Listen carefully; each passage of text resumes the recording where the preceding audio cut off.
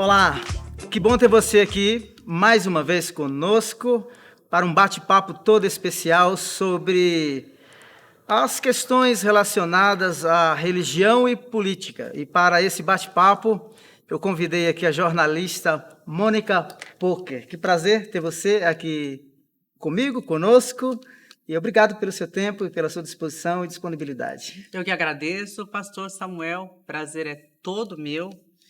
E eu vou aqui começar falando um pouco de quem é o pastor Samuel. Primeiro, do livro, que eu pude inclusive fazer uma revisão, prefaciar, que é A Bíblia aos Olhos do Islã. Ele não falou, mas ele é um estudioso nesse assunto sobre o islamismo, né?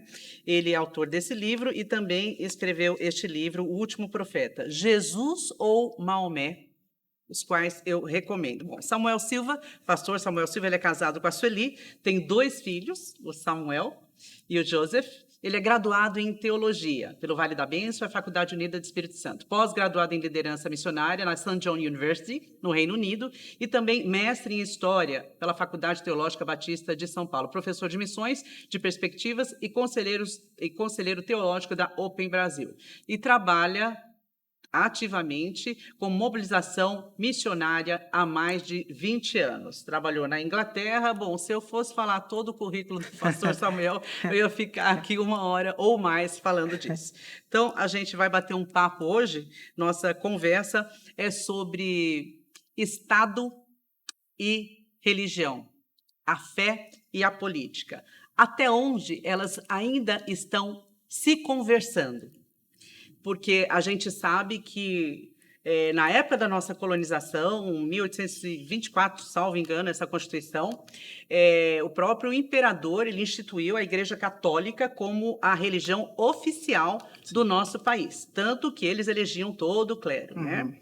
E depois, graças a uma boa Constituição que mudou, isso reverteu a um Estado laico. Mas a gente sabe que não é bem assim. Mas como a gente está numa época eleitoral, nós estamos num ano de eleição, eu queria colocar aqui que a gente tem hoje uma forte bancada evangélica, como nunca teve na política, e tem um certo poder, ou um grande poder, sobre o eleitorado cristão. Tanto que foi ela que elegeu, em 2018, Jair Bolsonaro como o para-presidente. O que o senhor destaca nesse episódio? Olha só, primeiro que as eleições de 2018, quando o público evangélico, de maneira muito particular, histórica, elege o presidente Jair Messias Bolsonaro, não é? Nós temos que entender uma coisa, a minha explicação não será simplesmente do ponto de vista religioso, mas sociológico.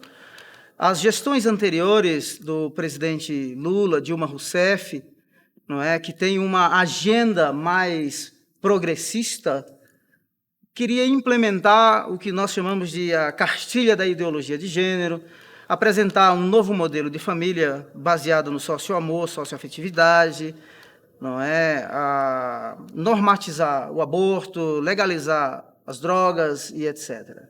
Tá? E a nossa sociedade não era muito a favor disso? A sociedade, em termos de nação, eu diria que mais ou menos, mas o público evangélico, ele realmente reagiu, e aí é onde entra o meu ponto. Por que é que um povo reage, explicando isso do ponto de vista sociológico e antropológico? Olha só, Mônica, se uma sociedade ela tem bases, ela tem pilares, crenças, valores que sustentam aquela sociedade. Tem um antropólogo chamado Paul Hibbert, inclusive eu cito no meu livro, que eu dou uma definição do que é cosmovisão e a função que uma cosmovisão tem, que é sustentar, balizar uma sociedade. A cosmovisão do modo geral, não só do modo cosmovisão do modo geral, seja ela qual for, tá? Ela baliza a sociedade, ela dá segurança e conforto, ela é o pilar da existência daquele povo. Quando essas bases são ameaçadas, o que é que acontece? Essa comunidade e esse povo se junta. Junta como? Para se manter vivo. para manter a sua existência presente e também a sua continuidade. E aí é onde entra por que os evangélicos, pela primeira vez no Brasil, se uniram, como nunca visto na história, inclusive com católicos, para eleger o presidente Jair Messias Bolsonaro. Por quê? Porque viram os valores da família sendo ameaçados, essa cartilha, que é uma agenda progressista, sendo implementada nas escolas, tentando, assim, esses grupos tentando enfiar realmente goela abaixo mesmo. E aí, o que o povo fez? O povo reagiu. E esse povo que o senhor fala não é só o povo evangélico. Não só o povo evangélico, mas o que é que marcou? Marcou do ponto de vista histórico de que as igrejas do Brasil, de todas as denominações, elas realmente se uniram para eleger o Jair Messias Bolsonaro como um representante desses valores que manteria essa comunidade cristã, evangélica, protestante e católicos dentro desse ambiente de segurança, se esses pilares e esses valores fossem mantidos intactos. Então, esse foi um momento, assim, um divisor de águas na história da igreja evangélica no Brasil. Tem os prós e os contras, mas o povo se sentiu ameaçado, então eles se juntaram e reagiram e elegeram alguém que pôde preservar e até defender os valores da família. Os valores da família. E o que eu destaco aí é que o Jair Bolsonaro, Messias Bolsonaro, nunca se apresentou como um evangélico. Sim, né? Sim. E isso é interessante porque fez com que realmente mostrasse que a sociedade não está tão satisfeita com essa inclusão de todas as formas na sociedade, na escola, no trabalho. Né? Sim. Existe uma certa hipocrisia aí, mas a gente tem que aceitar. Sim. E uma coisa que eu queria colocar aqui, a igreja e o Estado, até onde esses personagens ainda vão dar o que falar nessa relação política religiosa? E já embarcando na sua visão como pastor, existe prós, existe contra nessa relação da igreja com o Estado? É favorável? É benéfico tanto para um quanto para outro? Porque a gente entende que um pastor ou seus pares pode estar na política, Sim. Mas um ateu ou quem não professa nenhuma fé não pode estar na igreja, a não ser num banco. Como que o senhor vê isso? Essa conversa é longa, né? Essa história, essa terminologia ao longo da história da igreja, ela é muito longa e ela é, em dado momento, fascinante. Eu vou te falar vários aspectos. Eu vou resumir, mas essa sempre foi uma discussão assim, muito aprofundada ao longo da história, de que é o poder político que... É o mesmo poder que tem duas facetas, é como uma moeda que tem as duas, a cara e a coroa, não é? Então, o poder político deriva do religioso ou o religioso deriva do político. Quem nasceu primeiro? Quem nasceu primeiro. Mas, quando a gente percebe que nos três primeiros séculos da história da igreja, principalmente dentro do Império Romano, em que o cristianismo era uma religião, vamos dizer assim, ilegal, os cristãos foram perseguidos. Embora a igreja ela cresceu muito, tá? Mas eles não tinham liberdade. Isso em que ano? Eu vou dizer para você, até o ano 313, quando o imperador Constantino ele tem uma visão na ponte Milvio, e ele vê um sinal, tem uma visão, um sinal de uma cruz, e ele ouve uma voz e diz assim, com esse sinal você vencerás, ou tu vencerás. Ele adota a cruz como um símbolo do seu império, do seu exército, e assim por diante. Então, aí houve uma mudança. Eu falo que a igreja saiu do porão e foi para o salão, ou ela saiu do porão e foi para o palácio. Do ponto de vista religioso, eu particularmente não acredito que Constantino ele realmente se converteu, mas do ponto de vista da perseguição de um Deus que é soberano e poderoso, eu acredito que a igreja precisava de uma trégua, porque ela vinha debaixo de muita perseguição. Então, esse é um aspecto positivo, esse é um aspecto bom. Um outro aspecto positivo dessa união de Estado e igreja que acontece no quarto século é que surgem alguns movimentos que são os movimentos dos monges que vão para o deserto, e é a partir desses mosteiros que vão surgindo, Mônica, que todo o conhecimento que vai culminar no movimento renascentista, na reforma protestante e mesmo no movimento iluminista, nasce a partir daí. Tá? Mas todos monges oriundos do catolicismo? Oriundos do... Porque até ali o que nós tínhamos era uma igreja, né? Uma igreja católica, que é a católica universal. Então, veja só, é um aspecto positivo. Agora, quais aspectos negativos que por causa dessa união entre igreja e Estado, por exemplo, propriedades que haviam sido confiscadas anteriormente, então vai lá Constantino, o governo devolve, o clero começou a ser privilegiado, ou seja, o clero, o sacerdote, o pastor, o bispo começou a sentar na mesa do rei. É muito perigoso quando o profeta senta com o político e vice-versa. Então, a partir dali, é que esses monges veem essa união e vê que essa união não está boa e eles vão para o deserto. Então, ao mesmo tempo que surge esse aspecto negativo, tem o aspecto positivo, que é o movimento de protesto a isso também. Por exemplo, a gente encontra o Francisco de Assis.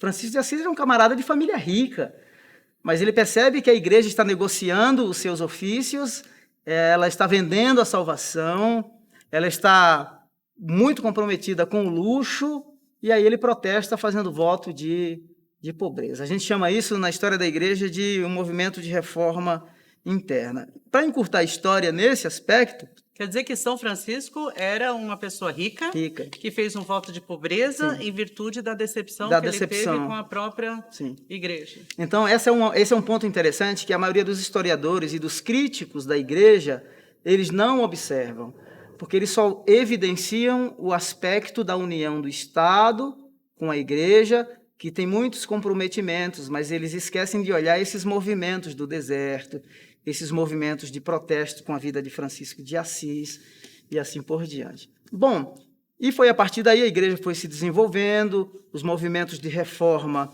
surgiram, até que surge um movimento que a gente chama de reforma radical, que são os anabatistas, os puritanos. Por quê? Porque na Inglaterra, por exemplo, a igreja ela tinha como cabeça a igreja unida ao Estado, e o cabeça da igreja, ou a cabeça da igreja, era o rei e a rainha. Aí essa reforma diz assim... Mudou muito pouco. Ainda que ele seja uma figura mais representativa, Sim. O senhor que morou quantos anos lá? Morei 10 anos. 10 anos na Inglaterra, né, ainda tem uma forte presença representativa lá, né? Sim, ela tem... Anglicana. Anglicana do ponto de vista cultural, tá? Mas do ponto de vista da força política, ela não tem tanta mais. Então, esse movimento fez o quê? Falou assim, não, o cabeça da igreja é Cristo. Não é porque você nasce num continente supostamente europeu, cristão europeu, que você é cristão. O hino da Inglaterra, por exemplo, Deus salve a rainha. Ou seja, a salvação da humanidade, ou daquele grupo, daquele povo, daquele país, era vista na pessoa da rainha. Eles vão dizer... Os anabatistas vão dizer assim, não, você tem que ter uma conversão, você tem que ter uma experiência com Deus. Até hoje, no Reino Unido, se você perguntar para um britânico, você é cristão? Aí o Christian, ele vai dizer, yes, I'm a Christian. Sim, eu sou cristão. Mas se ele teve uma experiência de conversão, ele vai dizer assim, yes, I'm a born again Christian. Sim, eu sou um cristão que nasceu de novo, porque ele teve uma experiência. E ele não canta o hino, então. E ele não canta o hino. Porque até hoje é o mesmo hino. É o mesmo hino. Então ele não canta o hino. Então eu percebo assim, que essa história é uma história longa. Nós de tradição batista, que temos todas as nossas raízes nessa tradição anabatista, nós prezamos pela separação da igreja e do Estado, que significa que o Estado ele não interfere na vida da igreja. O cabeça da igreja é Cristo. Tá? Nós somos uma comunidade de discípulos que prezamos pela liberdade de escolha, de livre consciência, inclusive isso é declarado no nosso estatuto. E quem bateu esse martelo? Cabeça da igreja é Cristo, no caso da Inglaterra? Esse movimento, que era um movimento perseguido, dispersado, Inglaterra, Suíça, se espalhou pela Holanda, não é? Era uma comunidade uniforme, não tinha uma liderança central, tá? Mas os pilares eram esses. Cristo é o cabeça, criar uma comunidade de discípulos que tenha uma experiência, separação entre a igreja e o Estado e total liberdade. Liberdade por quê? Porque eles viveram debaixo de muita opressão. E é tanto que o fundamento básico de toda a Constituição dos Estados Unidos, que foi realmente levada por esse grupo, ela é totalmente pautada, baseada, fundamentada nesse conceito de liberdade. E para onde está caminhando? Talvez vamos começar pelo Brasil, e não sei se a gente pode enxergar, colocar a lente para o mundo nessa relação, porque ela existe, parece que sempre vai existir, e parece que está tendo uma aceitação muito maior da sociedade, entendimento por parte do coroa, né, do governo da igreja em caminhar junto. É como antigamente a fé é ciência, não ciência, não fé, não se bate. Hoje sim. se vê esse encontro. Para onde a sociedade está caminhando nesse encontro, nessa junção, nessa joining? Olha só, eu falei no encontro sobre liberdade religiosa há 2 semanas atrás, e eu acho assim, é quase que paradoxo, antagônico, numa sociedade no século XXI, que as palavras que você mais ouve é democracia, diversidade, não é? Inclusão. E eu falo assim, gente, esse povo pirou a cabeça, não é? Por quê? Porque a gente tem professor dentro da universidade que não pode citar a Bíblia, Pois é. entendeu? Nós temos... É um contrassenso, né? Não, é total. É total, entende? Agora, você mencionou uma coisa interessante do ponto de vista histórico, que quando os protestantes chegam no Brasil, a gente chama isso de protestantismo de imigração. Por quê? Porque nós temos que entender uma coisa, que na expansão mercantilista, ou na expansão do comércio a partir da Europa, Inglaterra, por exemplo, William Carey vai para a Índia. Quem? William Carey, que é conhecido como o pai das missões modernas. Então, a igreja estava muito unida ali com esse movimento, porque estava tudo assim casadinho, não é? Portugal também, o rei ou os oficiais do governo vêm e o capelão vem junto, o sacerdote vem junto. Faz parte da comitiva. Faz parte da comitiva. Até então, não, beleza. Tanto que você citou aqui, não sei exatamente a data, você falou 1824, a religião oficial era o catolicismo. Os protestantes, eles tinham a liberdade, que é o protestantismo de imigração, contanto que não tivesse uma cruz do lado de fora, não é? Contanto que não tivesse nenhuma expressão denotando que ingleses, alemães, suecos e etc., demonstrasse que ali tinha uma igreja, ou que cristãos protestantes vindo desses países estavam ali. Agora, o que é que nós temos em termos de Brasil? Vamos pensar em termos de Brasil. Nós temos 2 movimentos principais, que são os movimentos das igrejas históricas, são a Igreja Batista, igrejas presbiterianas, uma igreja que, a princípio, voltado muito para a classe mais privilegiada e elitizada. A partir de 1910, surge a Assembleia de Deus, que é uma igreja que cresce demais, né? Inclusive... Essa que começou em Los Angeles, na Rua Azul, isso, essa história toda. Isso mesmo, tá. Começa ali. Mas por 2 suecos que estavam nos Estados Unidos, que vieram para o Brasil, para uma cidade, Belém do Pará, segundo aquilo que Deus falou com ele. Então, essa é uma igreja voltada mais para os pobres, não é? Para a classe trabalhadora, e eles explodem. Tem toda uma explicação do ponto de vista do treinamento e da abordagem para explicar esse crescimento. Aproveitando, só fazendo parênteses, porque muitos podem não estar... muitos perguntam também essas vertentes da nossa igreja. O senhor falou das igrejas conservadoras, tradicionais, falou da Batista, falou da Presbiteriana e agora da Assembleia, né? Então, só para pontuar o pessoal, falar da tradição, da Pentecostal, Neopentecostal, só dar essa chave para a gente, legal, pessoal. Legal. As igrejas históricas, geralmente, que a gente chama, são as presbiterianas, as batistas, as luteranas, que tem uma raiz mais ali na reforma que aconteceu na Europa, não é? Mas são as tradicionais. São as mais tradicionais. Silenciosas. As mais silenciosas, sim. Aí, a partir da década de 60 no Brasil, acontecem os movimentos que a gente chama carismático, os grandes avivamentos, que o pastor Enéas teve experiência, pastor Jonathan Ferreira dos Santos. Então, muitas destas igrejas começam a dar uma ênfase maior na prática dos dons, porque os conservadores dizem que os dons eram somente para a época dos apóstolos. E aí entra o movimento pentecostal. Aí veio o movimento pentecostal. A princípio, o movimento pentecostal, ele vai dizer assim, cresce muito e que prezam muito pela separação entre a igreja e o Estado e que a política era coisa do capeta. Inclusive, tem vídeo aí de Silas Malafaia dando entrevista, dizendo, e essa era uma crença mesmo. Isso da igreja geral, tanto a histórica como a pentecostal, hoje, né? Pentecostal. Isso. Nós chamamos hoje os pentecostais de pentecostais clássicos, que é a Assembleia de Deus e a igreja, o Brasil para Cristo e assim por diante. Paramos aí. A gente vem agora para a década de 60, 70, surge um movimento que a gente chama de neopentecostal. Então, a Deus é Amor começa a usar o rádio, né?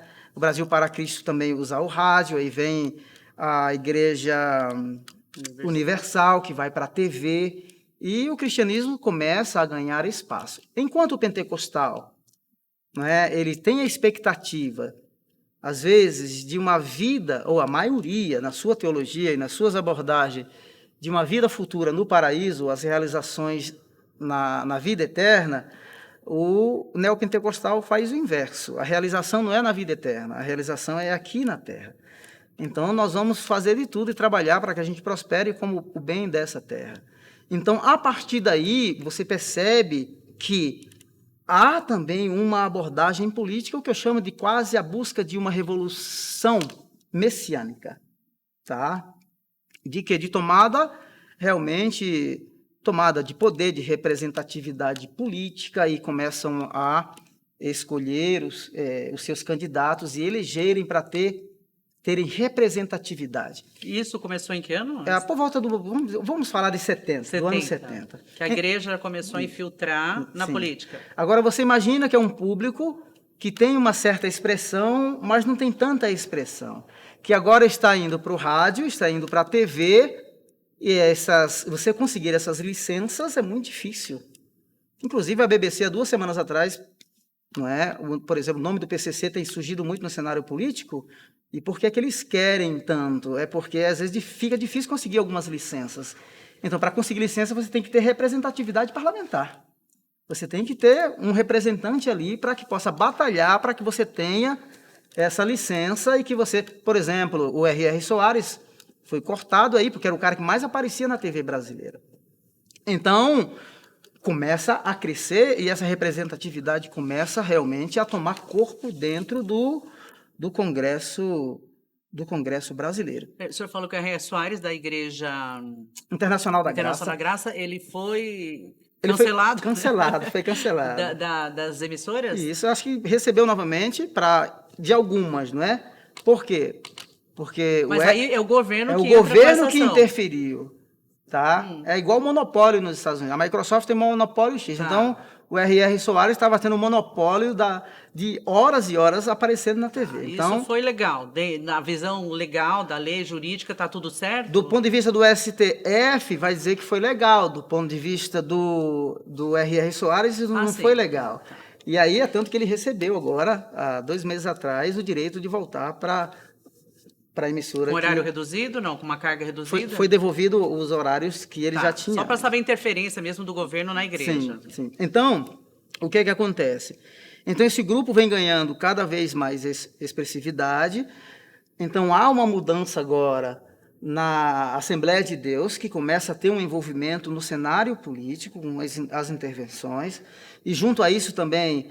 Agora, existe a CGADB, que é a Convenção Geral das Assembleias de Deus no Brasil, ela começou também a se fragmentar. Bom, o cenário do ponto de vista do cristianismo protestante é esse. Agora, do ponto de vista católico, é diferente. Ela surge por volta da década de 30, com um grupo chamado a Ação Católica, ou Catholic Action, que dizia assim, olha, os pobres não têm representatividade, os pobres não têm voz nem têm vez. E aí, o que é que eles começam a criar? Eles começam a criar, dentro da Igreja Católica, um movimento que a gente chama das comunidades eclesiais de base, que é onde surge partidos como, por exemplo, PT, o próprio Lula. Para dar voz ao pobre. Para dar voz ao pobre. que não tem voz e nem vez e que pela direita é visto e feito como massa de manobra. Então, esse pobre que não tem representatividade, esses partidos começam a capitanear esses eleitores, não é? Elegem um candidato para então, nasceu que na igreja isso. Nasceu na igreja, dentro da igreja. É tanto que o Lula, o Luiz Inácio Lula da Silva, ele vai dizer que, agradecendo ao Leonardo Boff, que é um dos precursores da teologia da libertação no Brasil, de que se não fosse as comunidades eclesiais de base e a igreja católica, o PT não existiria. Vamos seguir de forma democrática a nossa entrevista, então. Bora. Prosseguindo. Então, veja só. Agora, o que é que acontece hoje? Eu, particularmente, nós continuamos acreditando na separação entre igreja e Estado, certo? Mas, assim como qualquer pessoa, você pode exercer um cargo público em qualquer órgão do governo brasileiro, eu acredito que um cristão ele possa exercer a sua vocação política e exercer muito bem exercida, não é? Nós sabemos que nós temos alguns modelos no Brasil, né? Tem um camarada cristão bom lá de Ribeirão Preto, é o Edinho, foi eleito várias vezes com um testemunho singular. Existem algumas vozes aí que estão surgindo, como alguns não gostam, mas o Nicolas ele tem muito novo, então tem toda uma carreira para amadurecer, não é? Mas eu percebo que é um menino que articula bem as ideias, quer acertar, e quando errar, né, julgue o erro, né, e não a intenção, porque todo mundo erra. Mas eu tenho algumas preocupações. Eu tenho uma preocupação com a igreja. Tá? Por quê? Porque a igreja ela não pode terceirizar a voz que é dela. A igreja ela deve ser a consciência do Estado. O que é a consciência do Estado? Ela tem uma voz profética que denuncia a injustiça, que denuncia a exploração. Mas não seria isso também o papel do político? Mas é o seguinte, eu ter um representante, ou a igreja ter um representante que simplesmente a representa é uma coisa, não é? Esse político que é cristão, que tem os valores cristãos, e aí é onde está. Por exemplo, os anabatistas, quando falavam de liberdade, eles não falavam de liberdade para eles, eles falavam de liberdade para todos. Então, não é isso que a gente vê quando fala-se de liberdade no Brasil, em que, tá bom, o evangélico ele é tolhido dentro da faculdade, o professor o oprime e o hostiliza, tá? Então, o anabatista, ele dizia assim, não, a liberdade é liberdade para todos, então todos têm no Brasil a liberdade para exercer em todos os lugares a sua fé. É tanto que uma professora chamada Valesca Mendonça, ela foi advertida por 3 vezes, ficou 1 mês sem receber o seu salário, porque na Universidade Federal do Mato Grosso do Sul, ela citava no seu material da aula passagens bíblicas. Mas o juiz deu causa ganha para ela e ainda teve que ser indenizada. Então, o que eu estou querendo dizer é isso, que do ponto de vista histórico, tanto no Reino Unido ou nos países que têm um background, um histórico cristão, a fé que vem sendo marginalizada é a fé evangélica. Aí, nesse sentido, eu acredito, sim, que nós devemos ter modelos de políticos que realmente estejam lá para fazer essa representatividade. Ser a consciência Ser a consciência e assim, não, esse povo aqui está pensando. Eu vou citar um exemplo histórico para você. No Reino Unido, quando o primeiro-ministro era o David Cameron, o movimento LGBTQI+, etc., né, de linha muito progressista, eles queriam forçar a igreja anglicana a fazer casamentos homoafetivos. Forçar. Isso não é liberdade. Quem teve que entrar? O primeiro-ministro teve que intervir. Não, a igreja não... Isso não é liberdade. Entende? Então, Por exemplo, eu me preocupo E muito... não fazem hoje. E não fazem, graças a Nem Deus. aqui no Brasil. Nem aqui no Brasil. A anglicana, ela tem um pôster, a igreja anglicana do Alto da Boa Vista, ela tem um pôster, vocês são bem-vindos, Uhum. né? O grupo LGBTQIA+, e fica entendido que ela recebe bem, Sim. mas não faz ainda o casamento, é isso? Aqui no Brasil, não sei, na Inglaterra eles não fizeram. Mas recebem o público. Por exemplo, eu não vejo a imprensa tecer nenhuma crítica sobre o Islã no Brasil. Mas sobre Jesus você já viu várias coisas que hostilizam a fé cristã. É uma forma de ser agressiva. Tudo bem, eu estou num país livre, mas até onde vai a minha liberdade? Por que não respeitar a crença e o valor do outro, né? Jesus é um símbolo. A abertura dos Jogos Olímpicos, a Agenda 2030 da ONU, atletas foram obrigados a virarem vegetarianos ou veganos do dia para a noite. Isso é imposição. Então, essas coisas, elas... Aí é onde está, né? A gente fala de tanta tolerância, de tanta liberdade, inclusivismo, pluralismo religioso. É uma hipocrisia, na verdade. É uma hipocrisia. A gente viu isso claramente, realmente, nas Olimpíadas. A menina lá levantando os braços, o outro agradecendo na camiseta. Não, é proibido. Sim. Realmente, a liberdade religiosa acabou... Assim como o muçulmano poderia orar lá, o budista para o seu, e não é isso que a gente vê, né? Eles tentam impor, na verdade, uma nulidade cristã, né? Olha, aqui não pode ter manifestação cristã. Sim. Tem muitos exemplos que eu poderia citar aqui, né? O pastor Jorge Linhares foi obrigado a depor porque disse que menino é menino, menina é menina, e por aí vai, entende? Agora, tem uma coisa que me preocupa, inclusive é uma voz do José Disseu, que você já mencionou aqui. Ele diz no Pod 13, que é o podcast do PT, não é? Ele disse assim que o declínio dos evangélicos, ou da esquerda no Brasil, é por causa dos evangélicos. Eu me lembro de Nero, o imperador romano, não é, que ele queria mudar toda a arquitetura de Roma, ele incendeia os bairros e ele coloca a culpa nos judeus e nos cristãos. Porque lá também não pegou fogo, né? Deus, acho que protegeu. Pegou fogo, tem algo meio milagroso assim? É milagroso. Então, assim... essas falas, essas vozes que me preocupam. Agora, por quê? Tem um cara chamado Juliano Spayer. O cristianismo, ao longo da sua história, ele presta um serviço e chega em lugares que o Estado não chega, entendeu? E o Juliano Spayer, que é um antropólogo da USP, ele fala isso. E o Estado não reconhece isso da igreja? Né? Olha só, em parte sim, né? Deveria reconhecer mais. A Inglaterra eles reconhecem, e reconhecem muito bem, e incentivam e respeitam. Mas o Estado não reconhece. É tanto que o próprio Juliano ele recomenda que parem de bater nos evangélicos. Porque quando bate nos evangélicos, está batendo numa comunidade no povo. Ele fala assim, você quer falar? Fala do candidato X. Aí é onde entra o senso de comunidade. Quando bate nos evangélicos, o sangue dos mártires era a semente da igreja. Quanto mais bate, mais cresce. Entendeu? O próprio antropólogo da USP, Juliano Spayer, ele fala isso. Então, a fala do José Disseu me preocupa muito. Agora, o que é que mudou no cenário brasileiro? Primeiro, os evangélicos, cristãos, protestantes e católicos conservadores elegeram Jair Messias Bolsonaro.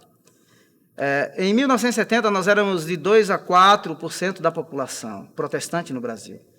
Em 2010, a gente sai de 4%, a gente vai para 22%. Tá? A revista Veja desse ano, de janeiro, publicou que se essa curva continua, sabe o que vai acontecer? A população evangélica vai ultrapassar os católicos no Brasil. E aí é onde a própria matéria de janeiro diz que a espera de um milagre, é esse o título de capa, né? Por quê? Porque a bancada evangélica, o partido PT e companhia, está, por causa do crescimento desse eleitorado, eles estão querendo seduzir essa bancada evangélica. Por isso, o título da matéria, A Espera de um Milagre. Por quê? Porque Porque agora o povo que saiu, lembra que saiu do porão e foi para o salão? Aquele povo insignificante que é chamado de massa de ignorantes, percebe? Uma jornalista em 2000, ela chamou os crentes de massa de ignorantes. Agora, em 2018, esse povo, essa massa de ignorantes, tem o poder de eleger um presidente. Então, veja como o cenário muda. Então, é por isso que o público evangélico cristão ele tem se tornado muito atrativo para os partidos, tá? E principalmente os partidos de esquerda. Por quê? Porque eles estão... É um público que eles não conseguem atrair, é uma bancada que eles não conseguem atrair. Eles sabem que os valores e os pilares não correspondem, as crenças e valores não correspondem com as nossas. Então, o que é que acontece?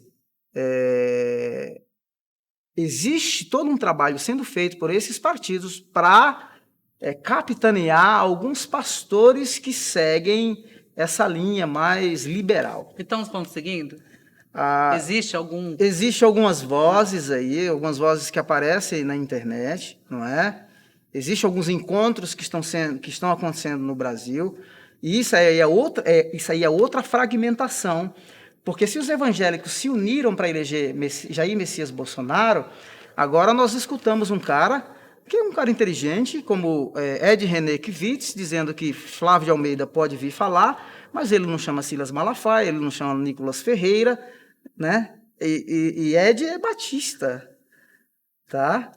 Então, percebe que agora o que elegeu já se fragmentou, entende? Então, isso é realmente preocupante. E aí é onde entra a fala de Lula de março de 2024, que diz agora que a religião não pode ser usada para fins religiosos instrumentalizada para fins religiosos e políticos, sendo que ele agradeceu ao doutor Leonardo Boff de que se não fossem as comunidades eclesiais de base, o PT não existiria. Então, o PT deve muito à Igreja Católica. E só para finalizar, corremos como igreja, independente de ser católico ou evangélica, mas a gente sempre mais fala o evangelho, porque até os católicos sabem que o evangélico se aprofunda mais no evangelho, é mais bate cartão nos domingos, realmente tem os encontros de célula ou de jeito que eles chamam. Existe um risco da igreja ou alguns se perderem nessa sedução, nesse jogo de sedução pelos partidos políticos, porque isso a gente já vê.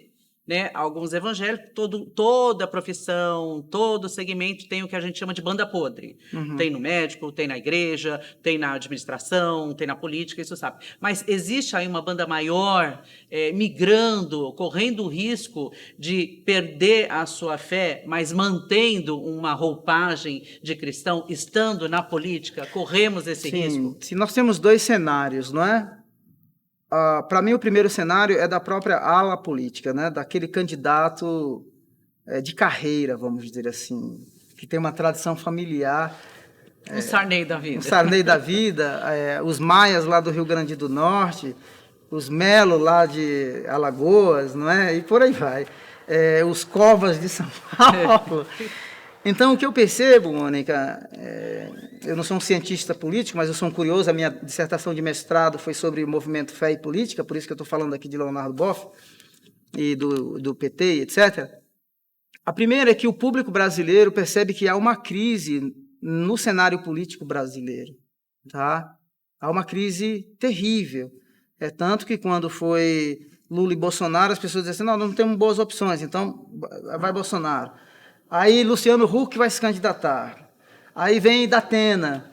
Aí do nada, assim... Esses outsiders aí esses outsiders, entendeu? Aí vem um cara como Marçal, que é assustador o que esse cara fez. Assustador. Abrindo um parênteses. Ele estava páreo a páreo com um centro, com esquerda e ele de direita.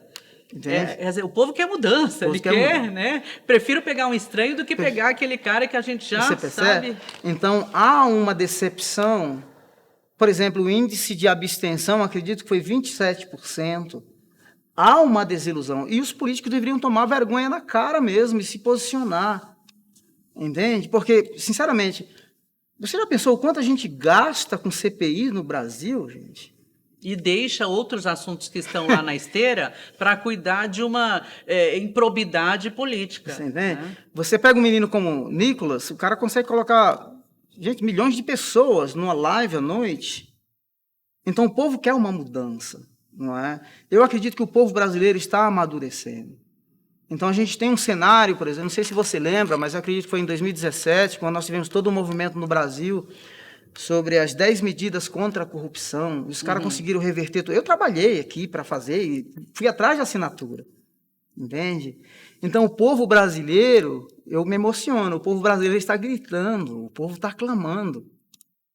Sabe? Gente, nós temos muito mais do que aquilo que a gente precisa. E esses caras, eles abusam da bondade do povo, da inocência do povo.